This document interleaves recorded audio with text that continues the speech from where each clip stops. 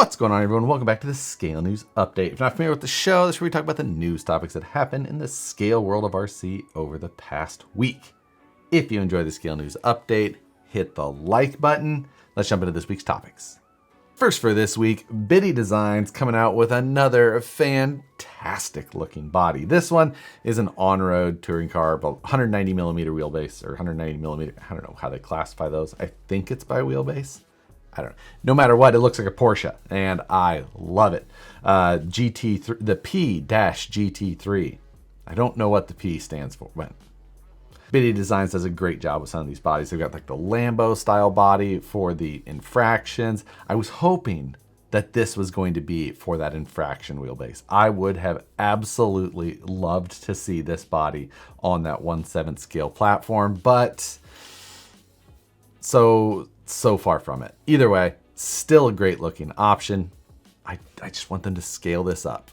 Give me that for an infraction. I'll love you forever. And next, for those of you that are 124 scale fans, and remember that Proline was releasing the 124 scale Coyote, it is available now in stores. I'm not sure if they got a batch of these out before or not, but I've had one on back order for a really long time and finally got notification on it. Not 100% sure what went on there between how long it took from I got my order in right when they got announced and then just finally got that notification. Again, I don't know what went on. Maybe mine fell through the cracks, but I also just saw that it was added to the A-Main site. So I'm guessing that they just didn't get a widespread release when it finally got shipped. So if you're on that 124 scale train and liked the look of this body or wanted to match it to your 110 scale or now the 1/6 scale option, then you can probably find them locally or at whatever favorite distributor you like to shop at. And next, new from Vanquish Products, the KMC Riot beadlock wheels in 1.9 were just released. Now, this is a standard 0.8 inch wide, 1.9 inch wheel, just like many of the other ones from Vanquish. This does, for the first time, however, include a center cap with the wheel, at least on the Vanquish side. Center caps have been included with some of the Incision wheels in the past, but first time for the Vanquish ones. Now, you bolt that center cap on with the 6 lug screws for the SLW hub, and that cleans up that look. These are available already in all of the color options that Vanquish offers in wheels normally. So if you're interested in this new style, then go check those out. And next, a slow clap for whoever runs the Tower Hobbies website as they graced us with another little leak. This time, the hint that a Losi super laser nut is on the way. On the newly added parts on the Tower Hobbies website, you'll find that there was 4 parts added for the Losi 8 Super Laser Nut. And this is probably related to the fact that they also just released a Losi 8, 8th scale RTR style buggy. And these parts were probably either compatible with or cross-compatible, something along that, and they just got released along with that vehicle as it was added to the site at the exact same time, or turned live on the site at the same time at least. So it looks like we're gonna see a Losi super laser nut around the corner, likely based on that new 8 platform, or one of the 8 platforms. I believe that they've run that for quite some time with a number of different versions and names and things like that. I have to imagine with that platform that they're looking at, they're going to stretch it compared to the normal tub that platform runs, as the wheelbase on a regular 8 scale buggy probably wouldn't be much longer or any longer than the laser nut that is already available. So it'll be interesting to see that. Just a more durable, not sure exactly how big it will be, as the other super vehicles have been a lot bigger. So seeing the 8 designation, I guess actually kind of surprises me. I figured that we would have seen something that would have deviated from that, although the current laser nut is on the Tenacity platform, which is a 10th scale basher. So no matter what, could be cool. The laser nut is an amazing looking vehicle, and seeing whatever they do with this and whatever size wheels it is then accompanied with, probably the 2.6s, I guess it'll be fun to see. So if you're interested in that, stick around the next time we see more leaked photos or the actual release information following. We'll make sure and do another catch up. And speaking of leaks, last week on the Reefs RC live show on Thursday, there was a little slip or a leak of the upcoming 900, the Smart 900 LP. So the low profile smart servo. But this smart servo sounds like it's going to be different than the previous. This one, while it is low profile, which is different than any of the other smarts, it's also going to be a direct power servo, which none of the previous smart servos have been. So we've got a super powerful, low profile smart servo going to be coming from them very soon. Looking forward to more information, and I think I need a couple of those. I feel like I have a buggy that could very specifically fit those quite well. So next, just like last week, this week's Livestream takeover is going to be delayed 1 hour because of Matt and his go-karting league. So rather than starting at 6 p.m., we're going to be starting at 7 p.m. Pacific, 10 p.m. Eastern. If you're on the East Coast, you're going to have to delay your bedtime a little bit because you know you have to catch the show.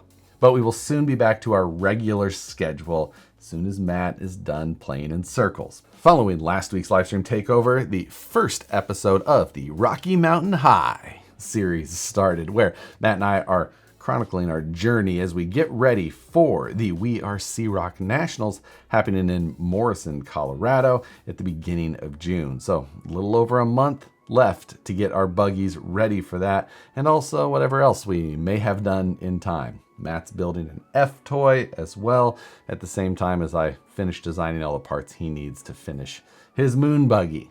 Come check that out. Episode 2 will be up for both of us this coming Thursday as well. And if you've already been following the buggy build and you just want some more content around it or just behind the scenes of what I've been working on, channel memberships also open now. Appreciate all of you guys who have already jumped on that and helped support the channel. It means a lot and I super appreciate it. But if you're interested in that, I'll put a link to it in the description below, or you might be able to find a button right next to the subscribed button below on your phone or desktop. With the membership, you get access to the videos as soon as they get uploaded, like the scale news, so you get it the night before, the new build series, all of those, as well as the behind the scenes videos and a few other little things. But if you're interested in that, again, find information on it below. And thanks again to Satisfied Jerky for sponsoring this month of the Scale News Update. If you'd like to jump on and try some of their jerky, now is the time. From original to super spicy, or even like on the sweeter end, like with the bacon jerky, which is also awesome. You can use the code hashtag HarleyDesigns10 to save 10% off of your entire order. You can also use hashtag Cowboy10 to save 10% off additionally on the Cowboy jerky. And if you put an order in before the end of the month, Satisfied Jerky is doing a live drawing for the Kato House Tamiya collaboration vehicle on Thursday. He's doing that live on the Satisfied Jerky Instagram channel. So you can find that. I'll put a link to it below as well, but go find that. See if you won. Anybody who puts in an order, or if you put in multiple orders, you'll be available or applicable more than one time. So put your order in by the end of the month for your chance to win that car. And speaking of cars, Kyosho's got another one coming out. This is the Datsun 240Z Rally. I always love the 240Z Rallies. We've seen basically this exact looking model from Tamiya on one of their platforms before. So if you try to do an image search, you're gonna find a bunch of them from Tamiya, but Kyosho's coming out with their own variant of it on the Phaser platform. Definitely a more modern platform than the Tamiya, so there's a bonus there. It does still have the body posts just like the Tamiya though. If we could just get Kyosho to fix that body post thing, they would be killing it with all of these phasers that they've got. The Phaser is a great platform overall though. It's got great speed, handles well. It is an on-road tub base to it, so you're not gonna have anything wild off-road, but this is more rally than pure off-road ability. Definitely looks like a fun one. One I'd be interested in myself as well. But more info on this will be coming before too long, I'm sure. We've just seen the early sneaks of it at this point. And the release that I saw the most about this last week were the Losi 112 scale NASCARs. They made this drop last week with 6 different liveries available. And it's not all just the same bodies with different decals. There is a Ford, a Chevy, and a Toyota version, and there's 2 of each of them as well. So they've got all the bases covered. They picked a good, variety of liveries as well, kind of stretching a few colors. There's like 4 blue, an orange, and a, fluorescent green. So they didn't really branch out too far with the color choices, but they picked some popular drivers, I think. I don't necessarily know the popular NASCAR drivers as much anymore, but they did also hit a great price point at $179.